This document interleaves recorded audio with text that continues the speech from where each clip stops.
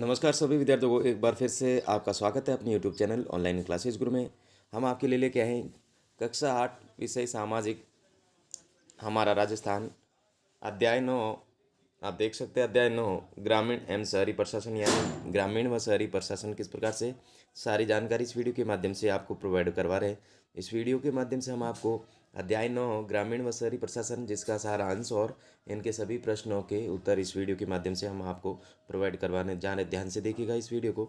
विद्यालय से छुट्टी होने पर सोनू जब पहुंची तो देखा घर पर पास के विद्यालय में शिक्षक उनके माता पिता से बातचीत कर रहे थे। तब शिक्षक महोदय ने सोनू से कहा, अच्छा हुआ तुम आ गई। इस परिवार के विद्यालय में जन्म प्रमाण पत्र, आधार कार्ड और राशन कार्ड की प्रतिलिपि जमा कर एवं फॉर्म भर देना। सोनू ने पूछा कि ऐसा क्यों करना है। उन्होंने बताया कि अगले माह 18 वर्ष का होने जा रही हैं। आने वाले समय में उसे मतदान करने का अधिकार मिल जाएगा, लेकिन उसके लिए उसका नाम मतदाता सूची में जुड़वाना जरूरी है। साथ ही मतदाता पहचान पत्र जारी होने पर ही उसका मत देने का अधिकार होगा। सोनू ने पूछा कि यह काम निर्वाचन विभाग का होता है, तो आप क्यों कर रहे हैं। तब उन्होंने बताया कि निर्वाचन विभाग द्वारा विभिन्न सरकारी कर्मचारियों को कार्य सौंपा गया, जिनका कार्य घर घर सर्वे कर 18 वर्ष की आयु वाले युवक युवतियों के नाम जोड़ने के साथ नए वंचित मतदाताओं को जोड़ना है। पलायन कर चुके अथवा मृत मतदाताओं के नाम को सूची से हटवाने का काम करना है। सोनू ने पूछा कि आप विद्यालय में नहीं पढ़ाते हैं क्या। तब शिक्षक बोले, नहीं बेटा, यह पढ़ाने के अतिरिक्त कार्य है। यानी शिक्षक का कार्य पढ़ाने के अतिरिक्त और भी होता है, जिसे जिला प्रशासन द्वारा सौंपा जाता है।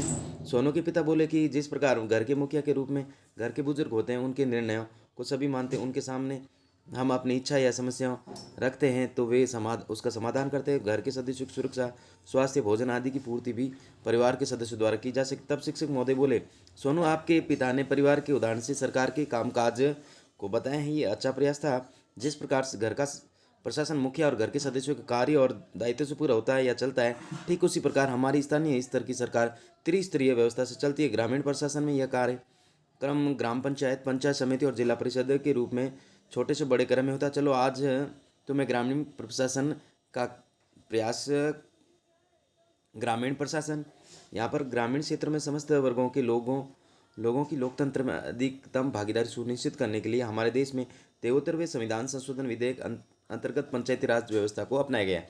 जो 73वां संविधान संशोधन है उसमें पंचायती राज व्यवस्था को अपनाया गया है, एक संवैधानिक दर्जा दिया गया। इसकी अनुसूची 11वीं में है और ये त्रिस्तरीय ढांचे में के 29 कार्यों का उल्लेख है। कितने 29 कार्यों का उल्लेख है। सोनू ने शिक्षक से पूछा कि त्रिस्तरीय ढांचा क्या होता है। तब शिक्षक महोदय ने इसे चार्ट के माध्यम से बताया कि ग्रामीण स्तर पर त्रिस्तरीय व्यवस्था जिसके तहत हमारा शासन काम करता है। पंचायत राज की त्रिस्तरीय ढांचे का स्वरूप इस प्रकार से देख लीजिएगा। जिला स्तर पर, पंचायत समिति पर और ग्राम पंचायत, जिला परिषद पर जिला प्रमुख और मुख्य कार्यकारी, और यहाँ पर पंचायत समिति में प्रधान होता है राजनीतिक रूप से और प्रशासनिक रूप से खंड विकास अधिकारी, और यहाँ पर प्रशासनिक रूप से मुख्य कार्यकारी अधिकारी, और यहाँ पर राजनीतिक रूप से जिला प्रमुख। फिर यहाँ पर ग्राम पंचायत में राजनीतिक तौर पर सरपंच होता है और प्रशासन के तौर पर ग्राम विकास अधिकारी होता है। इस प्रकार से ये त्रिस्तरीय ढांचा है। फिर परिषद, जिला परिषद और पंचायत समिति तथा ग्राम पंचायत के क्या क्या कार्य है, तो आप देख सकते हैं कि जिला परिषद के कार्य क्या है। स्थानीय आवश्यकताओं और स्रोतों के अनुसार पंचायत समितियों की त्रिस्तरीय योजनाओं को समेकित, जिलों की अंतिम योजना तैयार करवाना, पंचायतों की ग्राम सभाएं व बैठकों का पर्यवेक्षण करना, पंचायत समिति व पंचायतों की नीतियों का अंतरण करना। यहाँ पर पंचायत समिति क्या करती है, पंचायतों के कार्यों की समीक्षा व पर्यवेक्षण। नवनिर्वाचित सरपंच, पंच, जो भी निर्वाचित सरपंच होते हैं, पंच होते हैं, उनको प्रशिक्षण देना, मार्गदर्शन देना। सरपंचों व पंचायत समिति सदस्यों व जिला परिषद सदस्यों में आपस में समन्वय बनाना, साधारण सभा की बैठकें आयोजित करना। फिर ग्राम पंचायत स्वच्छता एवं पेयजल व्यवस्था, मार्ग में प्रकाश व्यवस्था, मनरेगा कार्यक्रम में क्रियान्वयन एवं आवेदकों को रोजगार उपलब्ध कराना, सार्वजनिक वितरण प्रणाली, ग्रामीण सड़कों का रखरखाव। इस प्रकार से है, ये सारे के सारे हैं कार्य है। यहाँ पर ये जिला परिषद के कार्य है, पंचायत समिति के, और यहाँ पर ग्राम पंचायत के। फिर नेक्स्ट देख लीजिएगा आप, ये ग्राम पंचायत है। ग्राम पंचायत लोकतंत्र की प्रथम इकाई है जो वार्डों, उप सरपंच, सरपंच से मिलकर गठित होती है। इन पंचायतों का चुनाव राज्य चुनाव आयोग द्वारा संपन्न किया जाता है। पंचायत का कार्यकाल कितना होता है विद्यार्थियों, 5 वर्ष का होता है। लेकिन ग्राम पंचायत के प्रमुख सरपंच को अविश्वास प्रस्ताव द्वारा भी निर्धारित समय से पूर्व हटाया जा सकता है। यानी उनका कार्यकाल तो 5 वर्ष का होता है, लेकिन उनको अविश्वास प्रस्ताव द्वारा निर्धारित समय से पूर्व भी हटाया जा सकता है। ग्राम पंचायत में सचिव का कार्य सरकारी कागजों को रिकॉर्ड रखना एवं बैठक की कार्रवाई को लिखना और ग्राम पंचायत के प्रत्येक माह से कम 2 बैठकें आवश्यक होती हैं। नेक्स्ट देखिएगा विद्यार्थियों, पंचायत समिति में क्या करना है। पंचायत समिति ग्राम पंचायत तथा जिला परिषद को जोड़ने वाली महत्वपूर्ण कड़ी है। राज्यों के जिलों विकास की दृष्टि से कुछ छोटे विकास खंडों में विभाजित किया जाता है। इन विकास खंडों पर ही पंचायत समिति का गठन किया जाता है। इसके निर्वाचित सदस्य प्रधान और उप प्रधान का चुनाव करते हैं। पंचायत समिति क्षेत्र के अंतर्गत आने वाली ग्राम पंचायतों के सरपंच उसके पदेन सदस्य होते हैं। पंचायत समिति के सदस्य न्यूनतम आयु कितनी होनी चाहिए, 25 वर्ष होनी चाहिए। प्रधान तथा उप प्रधान को पंचायत समिति संबंधित कार्यों में मदद करने के लिए राज्य सरकार एवं खंड विकास अधिकारी नियुक्त किया जाता है। पंचायत समिति के सदस्यों का कार्यकाल भी 5 वर्ष का होता है। फिर नेक्स्ट देखिएगा जिला परिषद। फिर यहाँ पर जिला परिषद है पंचायती राज व्यवस्था की शीर्ष स्तर की संस्था कौन सी होती है, जिला परिषद होती है। जिला स्तर पर विकास की योजनाएं बनती है। प्रत्येक जिले में कुछ ग्राम पंचायतों को मिलाकर एक वार्ड बनाया जाता है। इस तरह गठित वार्ड से एक सदस्य का निर्वाचन उस वार्ड के मतदाताओं के द्वारा किया जाता है। उस सदस्य जिला परिषद के सदस्य कहलाते हैं। जिला परिषद के निर्वाचित सदस्यों के अतिरिक्त जिले की पंचायत समिति को प्रधान, जिले से निर्वाचित विधानसभा सदस्य, जिले से निर्वाचित लोकसभा एवं राज्यसभा भी जिला परिषद के सदस्य होते हैं। जिला परिषद के निर्वाचित सदस्य मिलकर जिला प्रमुख, उप जिला प्रमुख का चुनाव करते हैं। जिला प्रमुख को परिषद के समस्त कार्यों में मदद करने के लिए राज्य सरकार द्वारा एक मुख्य कार्य अधिकारी की नियुक्ति की जाती है। जिले में समस्त विकास कार्यों का उत्तरदायित्व जिला परिषद का होता है। फिर आय के स्रोत क्या क्या है। ग्राम पंचायत की आय के स्रोत विभिन्न प्रकार के कर, जैसे भवन कर है, वाहन कर है, क्रय विक्रय कर है, मेले व हॉट बाजार से प्राप्त आय है, सरकार से प्राप्त अनुदान है, समुदायों से प्राप्त अनुदान, दोषियों से एकत्रित दंड राशि।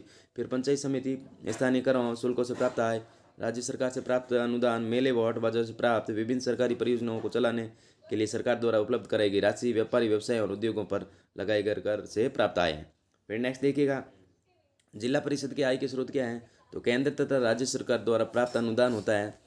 पंचायत समितियों से की गई वसूलियाँ, राजस्व का प्राप्त निश्चित हिस्सा, सरकारी तथा गैर सरकारी ऋण, लोगों द्वारा दिए गए अनुदान आदि होती हैं।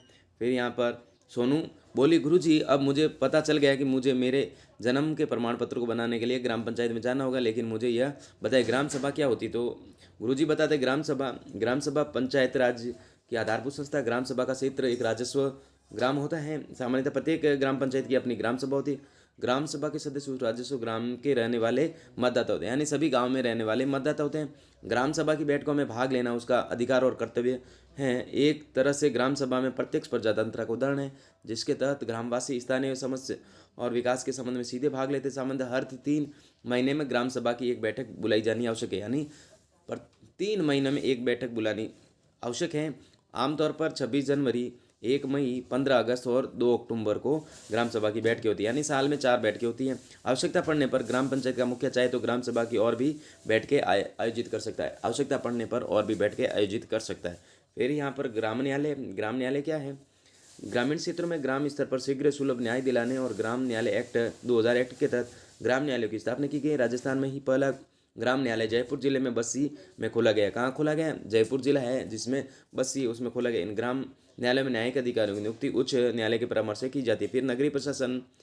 सोनू अपने माता पिता के साथ शहर में बुआ जी के घर आई थी, जिनका मकान बनाने का मुहूर्त पूजन था। अभी पूजन खत्म होकर नींव की खुदाई का कार्य प्रारंभ किया हुआ था कि सरकारी गाड़ी में कुछ लोग आए। उन्होंने फूफा जी से मकान के कागजात के साथ साथ निर्माण कार्य की स्वीकृति आदेश मांगे। फूफा जी ने फाइल में लगे सारे कागज दिखाए तो वे संतुष्ट होकर मुंह मीठा कर चले गए। फिर इस रात को जब सभी बैठे तो सोनू ने फूफा जी से पूछा कि नगर निगम वाले क्यों आए थे। तब फूफा जी ने बताया कि यह एक सरकारी प्रक्रिया है। निर्माण से पहले नगर निगम से स्वीकृति ली जाती है, यानी कोई भी हम मकान वगैरह निर्माण करते हैं उससे पहले सरकार से अनुमति ली जाती है। सरकार शहरों में नगर निगम, नगर परिषद या नगर पालिका काम है, तो ग्राम में ग्राम पंचायत का है। तब से उन्होंने कहा, फूफा जी मुझे ग्राम पंचायत की जानकारी तो है, लेकिन ये नगर निगम, नगर परिषद या नगर पालिका क्या होती है।